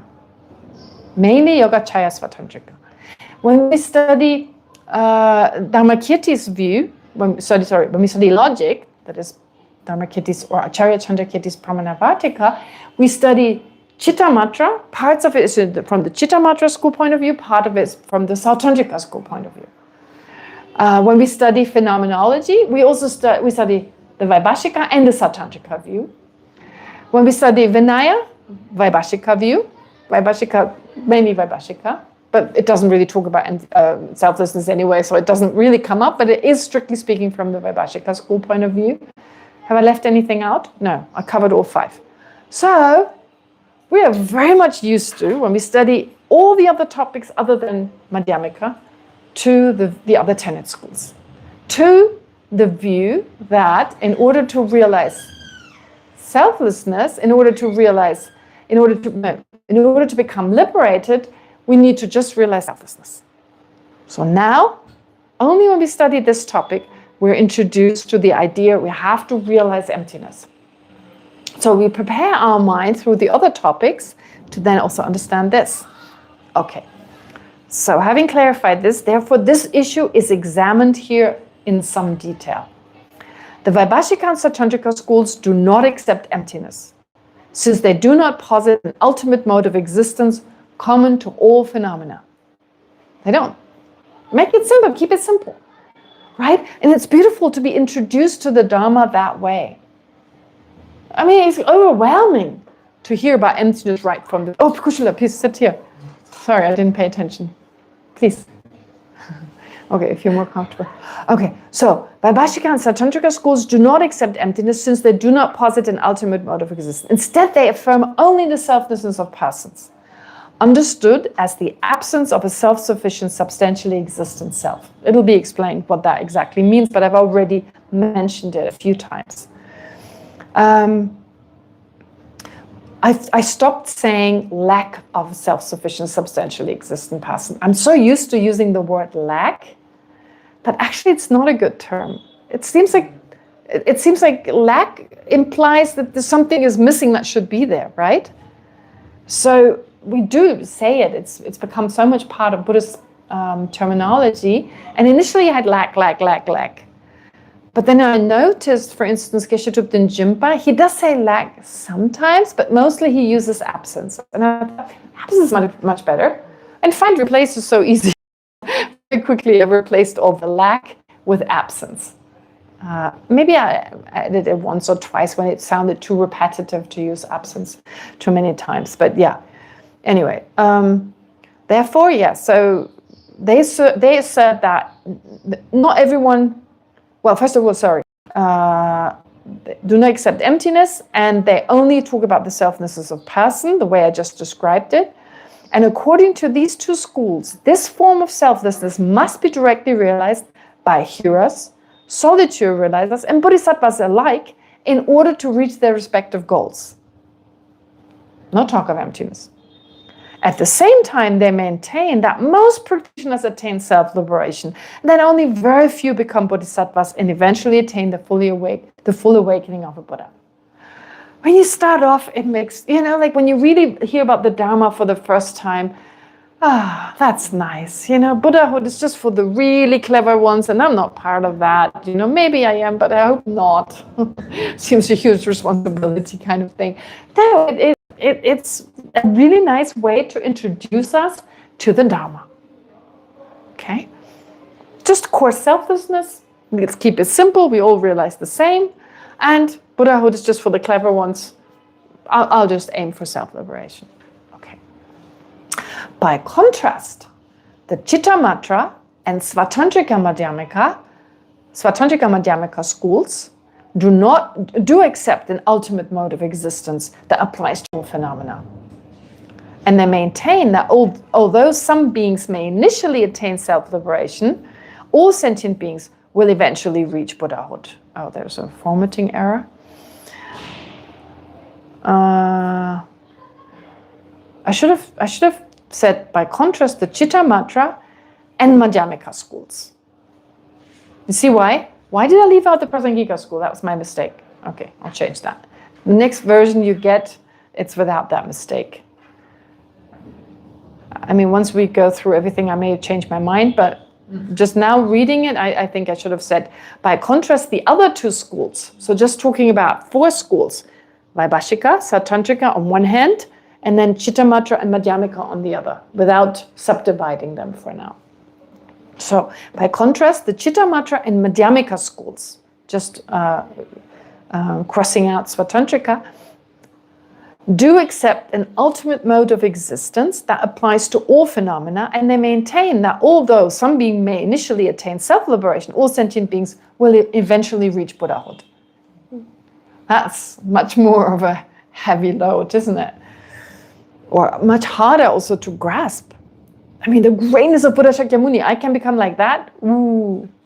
Because our self-grasping and self-centeredness goes along with low self-esteem. Isn't that weird? Low self-esteem? We actually have these contradicting emotions. We have low self-esteem and self-hatred on some occasions and arrogance on others. But it works really well with self-centeredness. As long as we have self-centeredness, our own failure is unbearable. We can't forgive ourselves failing, right? If there's no self-centeredness, you fail, so what? You succeed, so what? So because of self-centeredness, we have times when we hate ourselves because, we have no problem with our friend failing. We may even rejoice our friend fails. But we have a problem ourselves failing. Or we feel like inferior because we can't do this and that. Why? Why do we feel inferior to someone? Low self-esteem, where does that come from? It feels because others don't love us or don't show us it often comes from that. But if instead we had love towards all sentient beings, it wouldn't matter others don't love us. We love them anyway. So they don't love us, it doesn't matter. I love myself, I love all sentient beings. You don't love me? Tough luck. On your side, it's your problem, right? But our love for others is dependent, our love for ourselves is dependent on the love of others. right? Why? Because the self-centered mind, unless we get something from others, we can't give it back. It's just natural. I mean, don't get me wrong, we're not bad people. It's a natural process that we naturally have if there's first a misconception of reality, in particular when it comes to the self, and the resulting attachment to I and mine, which is just another word for saying self-centeredness or self-cherishing. Once we have that, everything else is natural. I can even go as far as saying, as long as there's the root misconception, everything else is natural.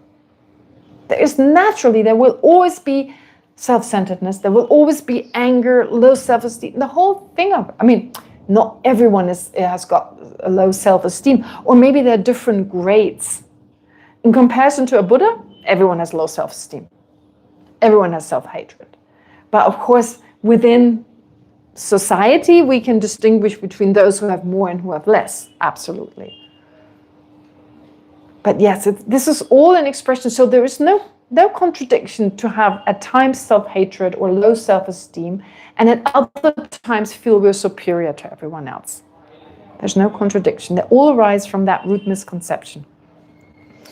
Okay.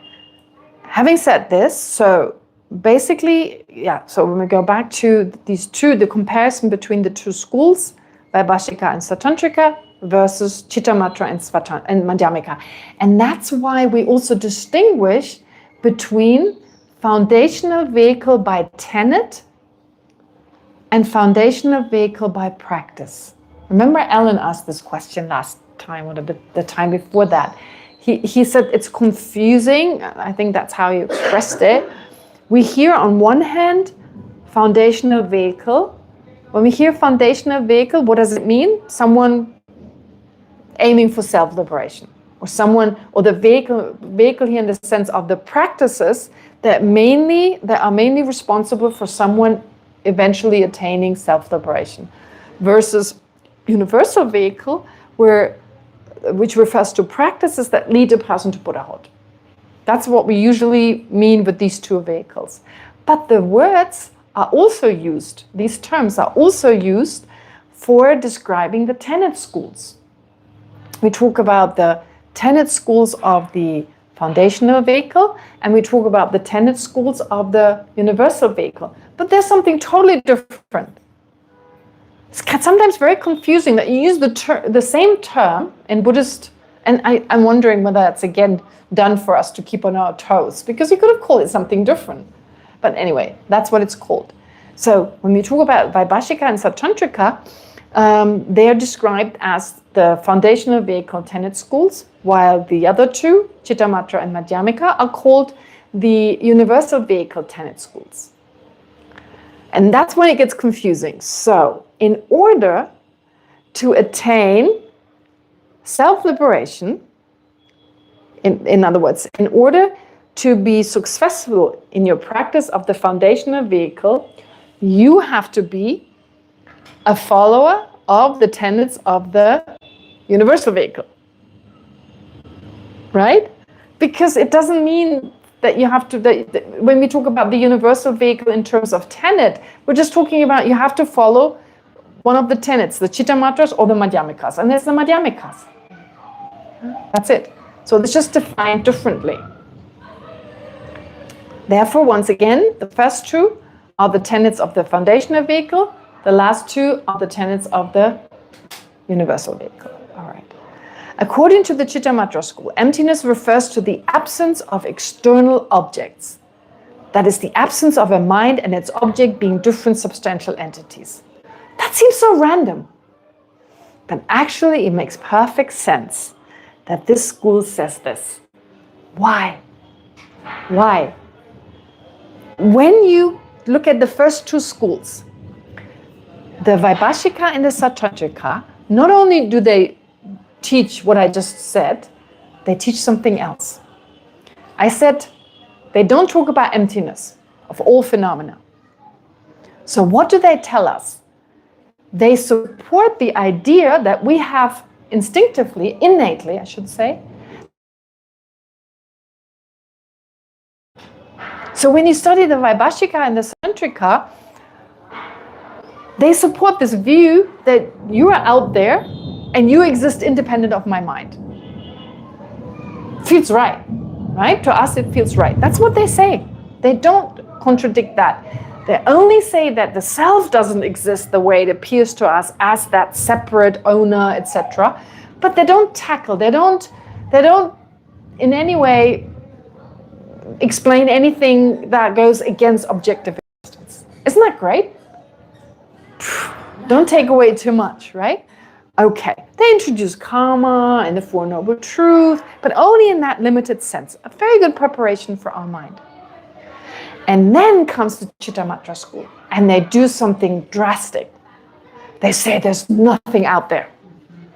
They take away any sense of objective existence in such a drastic way that they're saying, we're just dreaming. We're just dreaming. We're like in the Matrix or what have you. There's nothing out there. So you go from one extreme to a total different extreme. Extreme, nevertheless, from the high school point of view, total extreme.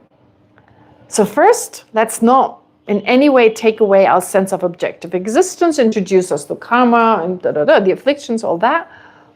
But then take it all the way to another. And then you have the Madhyamika, and it brings you into that balanced state. So one extreme, another extreme, which is why it makes total sense, doesn't it? Isn't it beautiful?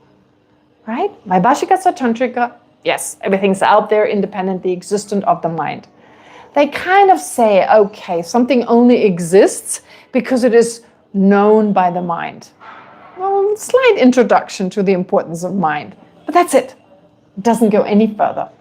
The definition of existence is, yes, realized by mind or known by mind, anything existent or object of knowledge, what have you. All these words that imply that something is there, exists, it's always defined on the basis of the mind. But that's it. Other than that, they don't talk about no objective existence. The Chittamatra go all the way. Okay, so therefore the Chittamatra says there's no external objects.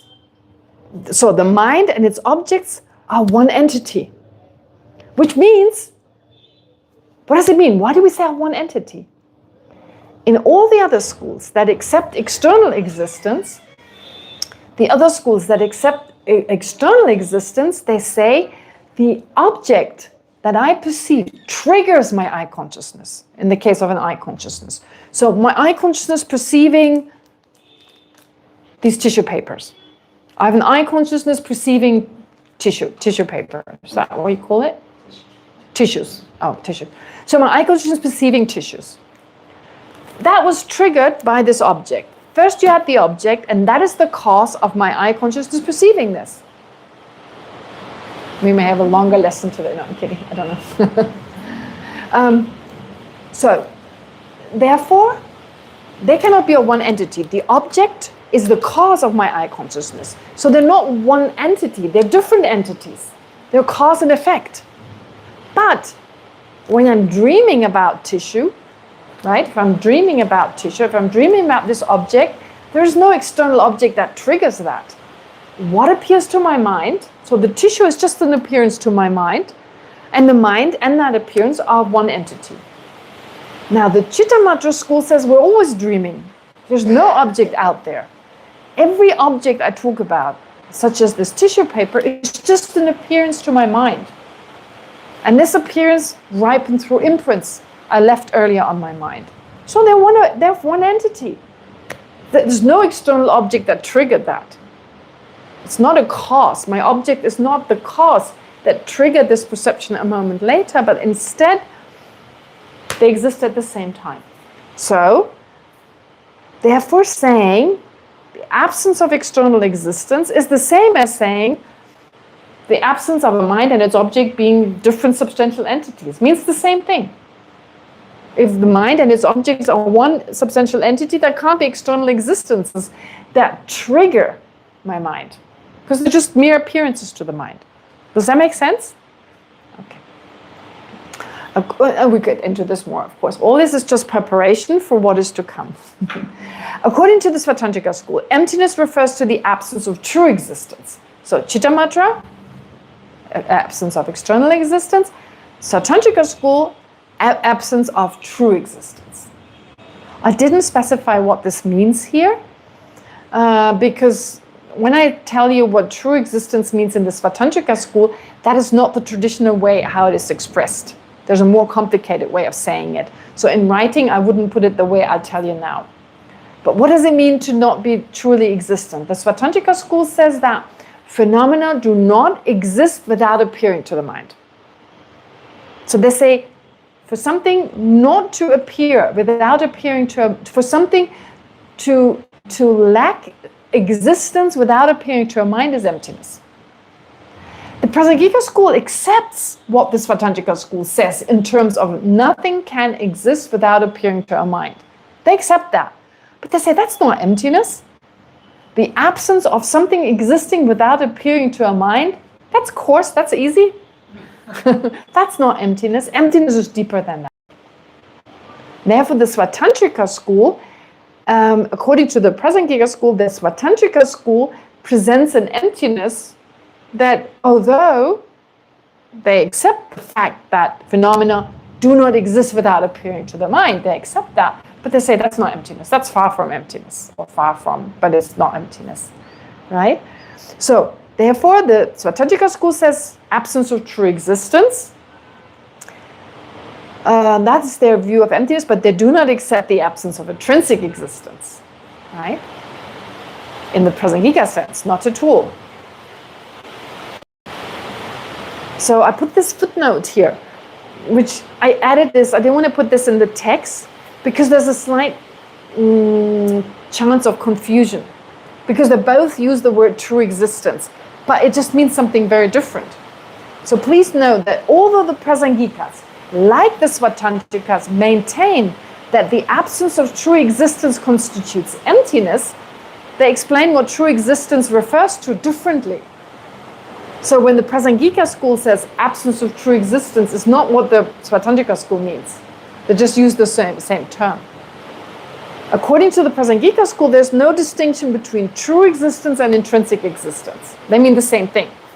So they use these two terms interchangeably, whereas the Svatantrikas disagree. Okay? As will be explained later, the Svatantrika school interprets true existence in a manner that differs from the Prasangika understanding, since the Svatantrika school maintain that all phenomena must exist intrinsically. Otherwise, they hold such phenomena could not be said to exist at all. This is similar to the argument we heard today. If the self is merely labeled, it doesn't exist intrinsically, there can't really be a self. I totally get what this person was saying, because it feels to me exactly the same way. It feels that way. And that's why my actions are governed by that feeling, not by me putting on the Prasangika head and talking about phenomena that don't exist intrinsically. I have, first of all, not realized that. I believe that by now, after so many years, but that belief does not filter through to a conventional, to an emotional level in such a way that it actually reduces my self-centeredness, unfortunately. Doesn't do that yet. I'm too far away from a correct understanding. But I can talk about it, at least to some degree. Okay. So, the Madhyamika Prasangika school, oh no, where did we get to?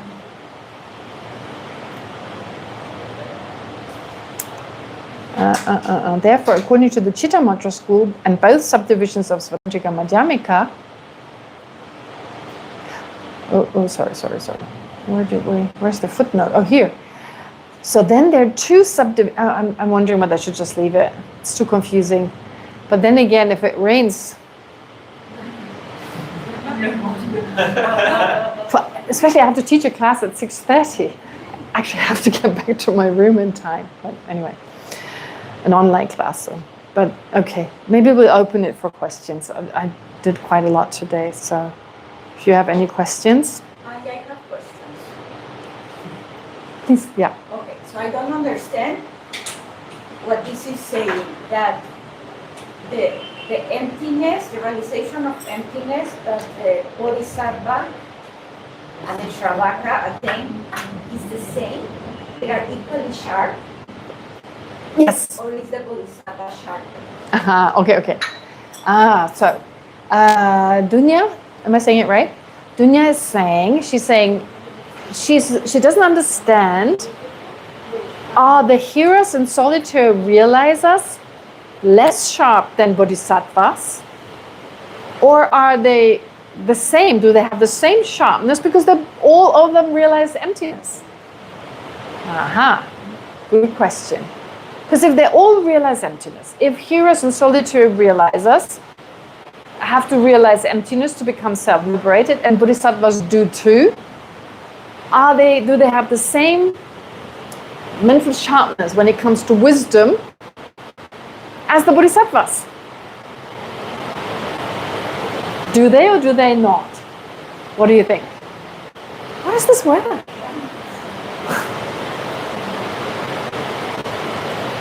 What do you think? Anyone? Does anyone want to answer this?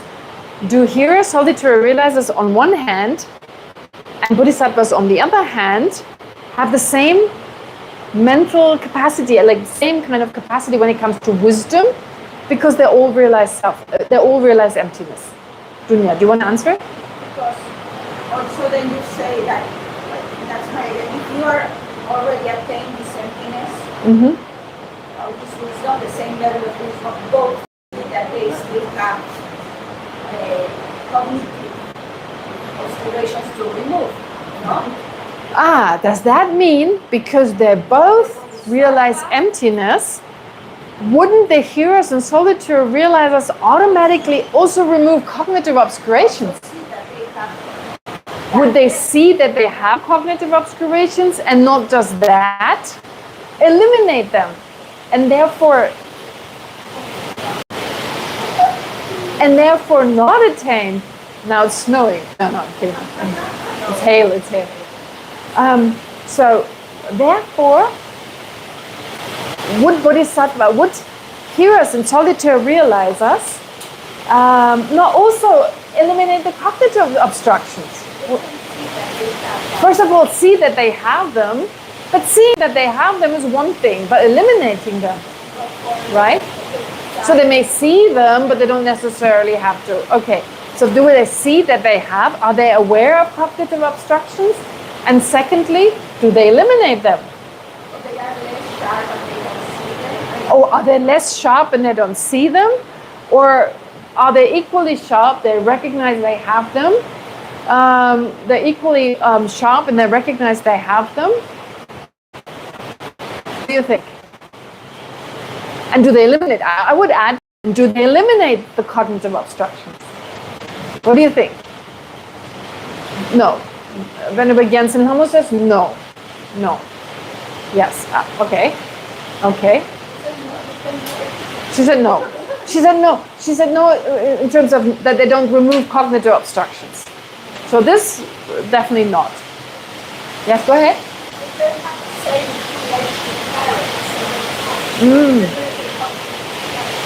They don't have the same accumulation. Let me just repeat it for the camera. They don't have the same accumulation of merit, which is why they can't eliminate the cognitive obstructions.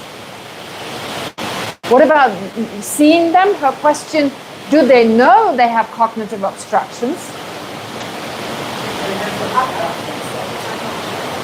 Okay, she says she doesn't think so, but she's not sure. Are they aware? Pardon? They would know in some sense. So they wouldn't know, but in some sense. They would know the appearance they see. Okay. The appearance projected directly is not true. After they see it directly, they will know that the appearance projected directly on the potential. All right. So Tomei is saying, well, to some degree they would know that they have cognitive obstructions because they become aware that in their meditative equipoise, nothing appears as intrinsically existent, but when they arise from it, things still appear as intrinsically existent. But I would say Do they know this has to do with cognitive obstructions? They know there is this difference, but do they see it as an obstacle, as an obstruction? I'm wondering. We know they have a cognitive error. They know they have a cognitive error. Okay, so he's saying they know they have a cognitive error. Okay, so they know they're still limited, but the Buddha knows he's still limited because he can't take the suffering of all sentient beings. They know we don't know reality correctly. They have appearance and so on. Okay, so they know they don't know reality correctly because there's a wrong appearance. But can you know something correctly while having a mistaken appearance? All right, you can. Okay, so they know things correctly, and they just have a mistaken appearance. Right? Okay. Honestly, my view on this is some may know and some may not know. I would think, just in terms of common sense, if they learned about cognitive obstructions, they're aware of that the appearance has to do with cognitive obstructions. I think my view on this is, and I could be totally wrong, so this is just my opinion, that there are practitioners of the foundational vehicle who believe Buddhahood is impossible for all sentient beings, and that there are only special beings who can become Buddhas, but that, you know, they don't talk about cognitive obstructions and so forth. So in that sense, they may believe that, what was I going to say? They may believe that Buddhahood is just not possible for everyone. And that there's the final goal would be self-liberation for them and nothing further. And then there are those who believe that all sentient beings will become Buddha, but for them that's just not an option right now. So they know they still have obstructions, but they feel like, no, first, like Rika asked this question, that was, I think that was a really valid question. Shouldn't we not all aim for self-liberation first, get out of this mess as soon as possible, and only then aim for Buddhahood? And we've heard the reason why we shouldn't, but the point is, it seems logical, and I'm pretty sure there are practitioners. That's why the Buddha taught. The Buddha taught exactly this. He did teach self-liberation. And the analogy that's given is like, he's saying, it's like he's a captain on a ship. The Buddha is like a captain on a boat. So you're on the water towards Buddhahood for a really, really long time. And some sentient beings just need a break. So the captain stops at an island for some to just take a break. So I like this analogy. He taught self-liberation because for some, all this practice of Buddhahood right from the beginning is just overwhelming. So to take a rest, to basically, right? That's why he taught it. And I believe there are those who believe Buddhahood is not possible for them. And in this case, I don't think they would be aware that they still have obscurations. Not necessarily. And then, or they don't care at least. And then there are those who know these are obscurations. They can be removed, but not right now. Yeah. So but they are equally sharp in that sense. Well, what does it mean to be sharp? In relation to what? But the emptiness.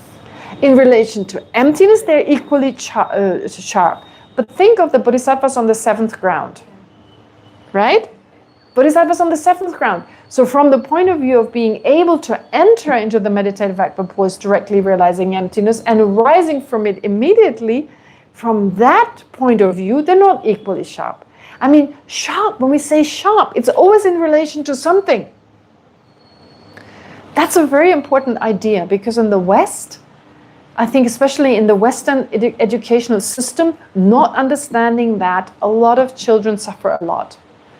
A child is intelligent if they're good at math, we say they're intelligent.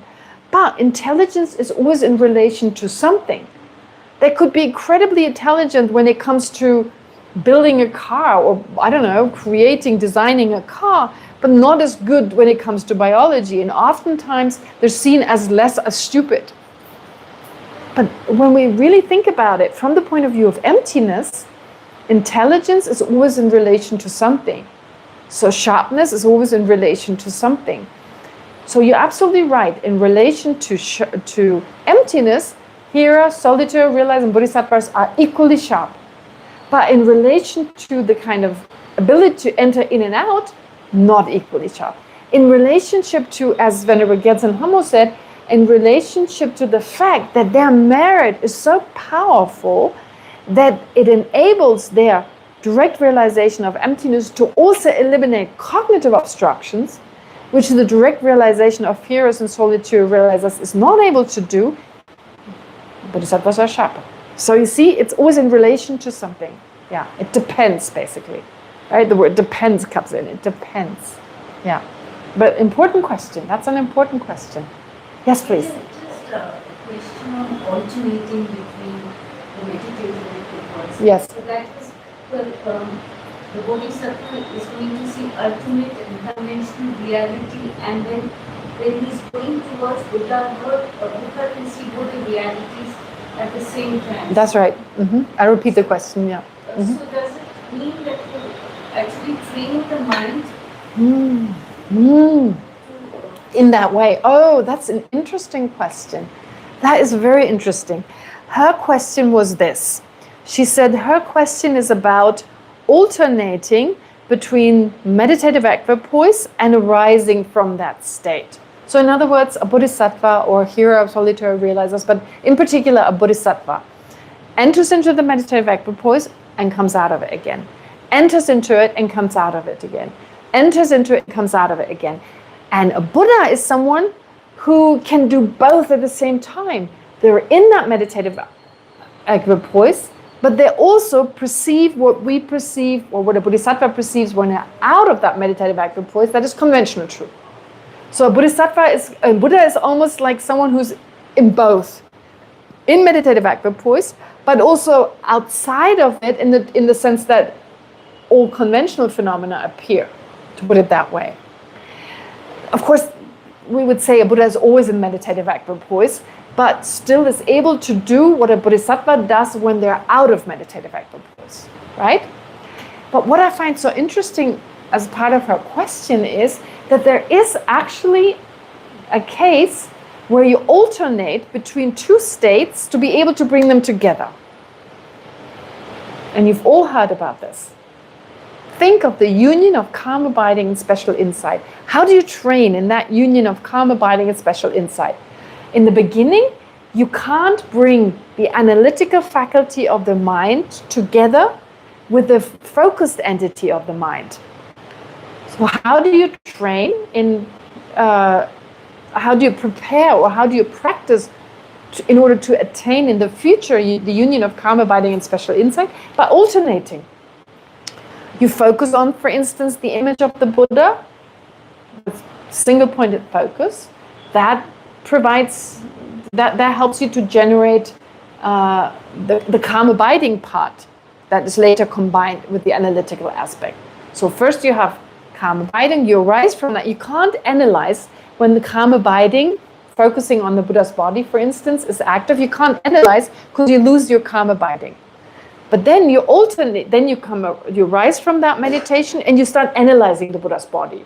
But calm abiding goes, right? You can't do both. But if you alternate long enough, back, forth, back, forth, back, forth, and the distance between the two is shorter and shorter, you can at some point, right, calm abiding, analysis, calm abiding, analysis. So if you do this often enough, you can bring the two together, and with one mind, you can analyze and still be single-pointedly focused, which they compare so beautifully, the analogy of like a still lake, that's the calm abiding part of your mind, the very focused part of your mind, with a little fish moving underneath the surface without disturbing the calmness of the water surface. That is like the union of calm abiding and special insight. So that was very similar to your question. It seems to be relating to that. But unfortunately, I don't think that is the main purpose of entering into and coming out of it. It's interesting. It could be a cause, but if then only a minor. What is more important is you need the direct realization in order to eliminate what is to be eliminated. And you need to come out of it to accumulate enough merit that you can continue this process, right? Why do you need to accumulate enough merit? It's that merit that enables your direct realization of emptiness to go deeper and deeper. Therefore, it's the process. You need the time to accumulate enough merit, and you need the time to go into the meditative vacuum pose to eliminate the obstructions. So it's like you need to take turns. They say it's like the two wings of a bird. I remember one time, I wasn't even thinking of how the bird flies. I said, like a bird flaps one wing and then flaps the other. And then I was like, oh no, they don't do that. So this is where the analogy doesn't work. Although they're described as two wings of a bird, but like here, it's kind of like a weird bird. You move this wing and then this wing and then this wing. Only in Tantra, you use both. In Tantric practice, you combine the method and the wisdom aspect. But in the Sutra practice, you're a funny bird. Kind of like a slightly weird bird. But you keep it in the sky. So you need to take turns. But I don't think it's about that movement. It's not about being able to do both, as in like training yourself in that way. It could be a cause, but I think it's mainly a different reason. But it's a very interesting way of thinking. I've never even thought about this. So yeah, very good. All right. Oops, I better check. Okay.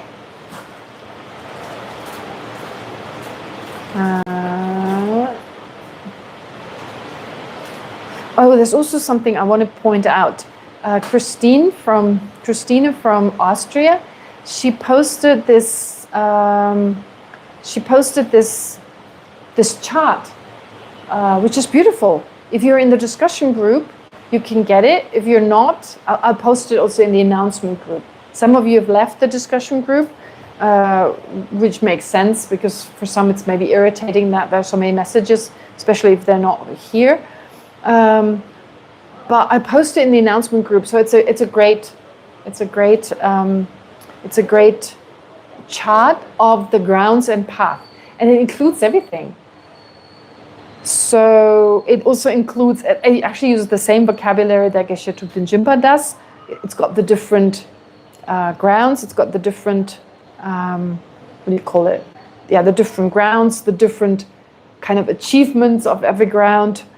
It talks about the 4 times of bodhicitta. It's all mentioned in there. So it's quite beautiful in order to get a better understanding. The coloring is nice. It really distinguishes between different things.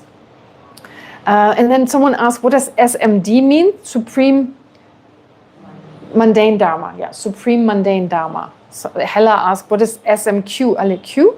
Is it SMQ? SMQ. Q. Qualities. Ale Supreme Mundane Qualities.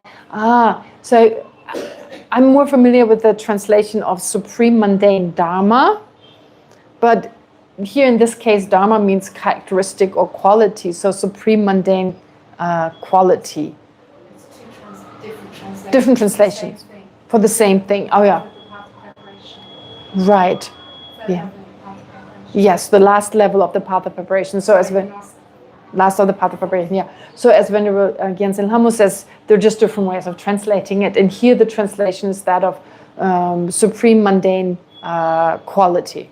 Yeah, not Dharma. I use the word Dharma.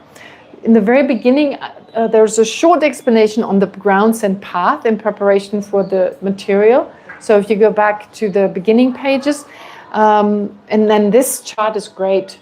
Everything we've been discussing, plus the explanation I gave, it gives you a really nice overview. I wanted to mention that. And once again, for those who are not on the discussion group, I'll post it later in the, or maybe someone else. Sino, do you mind to? Great, thank you, because I may forget. Okay, one question by Jika. But if they practice the 4 foundations of mindfulness, I assume they would be aware of the obstructions. Okay. So the 4 foundations of mindfulness, one of them being mindfulness of the mind, being mindful of the mind, right? 4 foundations of mindfulness, being mindful of what? The body, the mind, phenomena, and feelings, right? Yeah. So here mind, but I'm wondering, you become aware of your mind, but do you consider that to be an obstruction? That would be my question. Do you see it as an obstruction or not?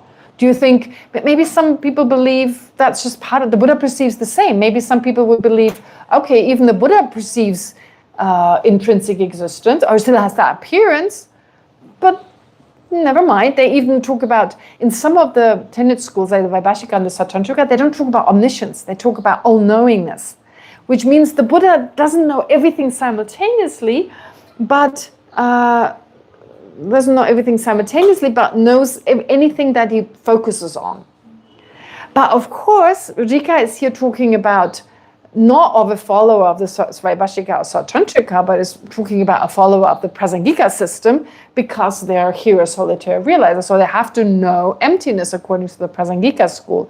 Then the question is, would they know or not? Would they be aware of this as Prasangika followers of the Prasangika school? Do you need to know all that the Prasangika school presents, or do you only need to realize the emptiness according to the Prasangika school, but not be aware of all the explanations? That I don't know. Relating to this, Pardon? like if someone like a solitary Solitary realizer or here? seeing, Yes. realize the emptiness directly, Mm-hmm. so they realize the emptiness of the mind. Mm-hmm. So wouldn't it mean they realize the natural of the nature? When, So if they realize natural of the nature, okay. there is Buddhahood. Okay, so his question is, a hero and solitary realizer, do they, when they realize the emptiness of the mind, If they realize the emptiness directly, when they realize the emptiness directly, they know the do emptiness of the mind. they realize the natural Buddha nature? They do, but they don't know that it is natural Buddha nature.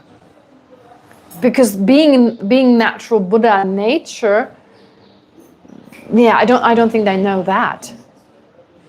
I don't think their mind knows, for instance, when they know realize the emptiness of Vas, oh, I'm realizing the emptiness of Vas, that this is the emptiness of Vas. I don't think they do that.